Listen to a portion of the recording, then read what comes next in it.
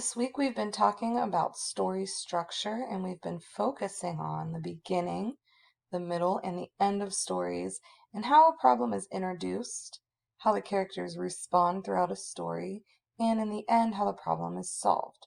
So we're going to read this story called Woof Woof. We're just going to start it today. We're going to identify the wolf's problem and some of the events that happen throughout the first half of the story. So, how is the wolf responding to his problems and the things that are happening? So, woof woof. Before we get started, pick out your shoulder partner. And remember, you'll be looking to that person to answer questions as we're reading. The hungry old wolf was too slow to snatch birds and too stiff to chase rabbits, so he tried growing food in a small garden. Bah! Weeds everywhere. There are so many I can't even find the vegetables, the old wolf growled, rubbing his empty stomach. As he yanked dandelions from where his carrots should have been, his ears began to twitch. So, first, who is our main character?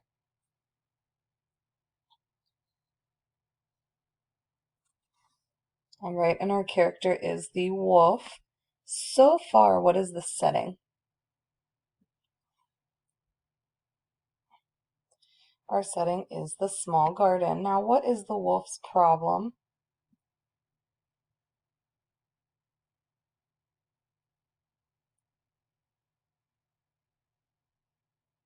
We know that he's hungry.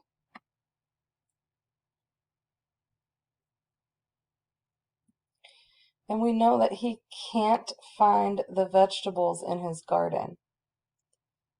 That sounds like quite a problem.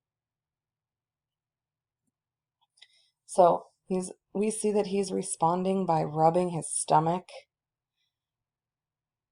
Let's see what happens next.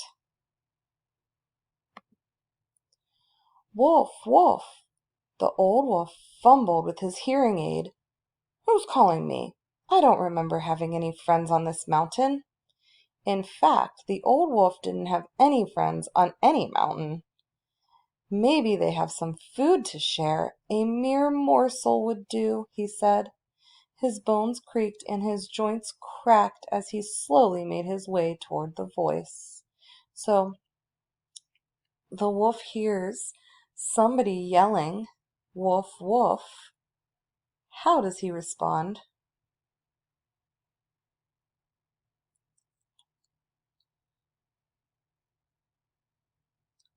So he first responds by thinking or saying out loud, maybe they have some food to share. Then how does he respond? Yeah, so he makes his way towards the voice. He follows the voice. He goes there. After a tiring climb and 2 stubbed toes, the old wolf came to a clearing. What's this? A boy with goats? The old wolf drolled with excitement. Surely he can spare one for a hungry wolf. Before he could step into the meadows, a group of villagers came clambering up the hillside. So, the wolf sees the goats, and how does he respond?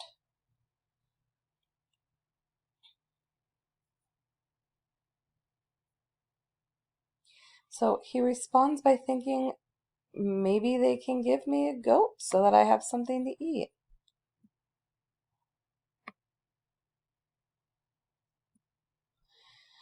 So the villagers are responding now. They're coming to the noise also.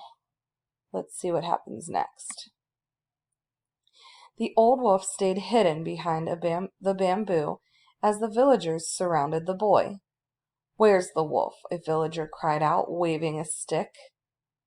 Tell your shoulder partner, based on these illustrations, how are these villagers feeling right now?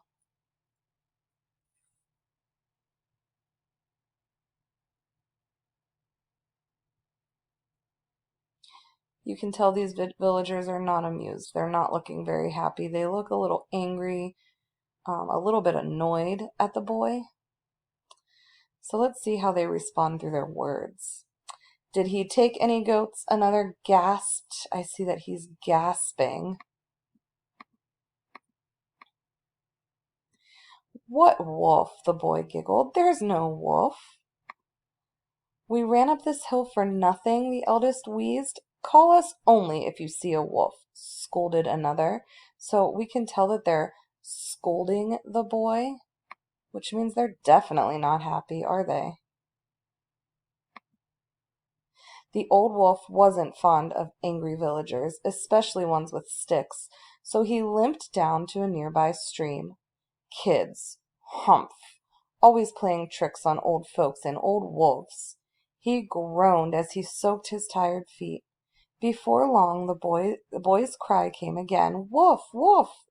The wolf is taking the goats. Another wolf is taking those tasty goats. The old wolf couldn't stand the thought and quickly hobbled back to the meadow. So tell your partner how this wolf is feeling right now based on this picture.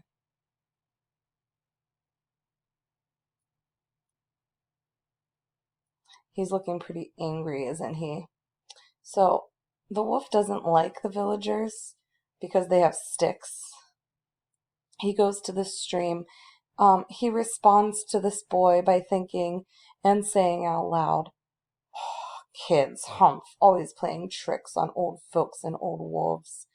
I can see that he's responding through his actions by groaning. He's soaking his tired feet. But then he hears the boy again.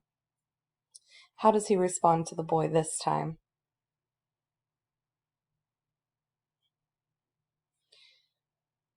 So he goes back to the meadow.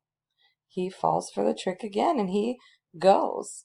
So today in your discussion post, you're going to be talking about how the wolf starts to respond to his problem in the first half of the story. And tomorrow we'll read the second half.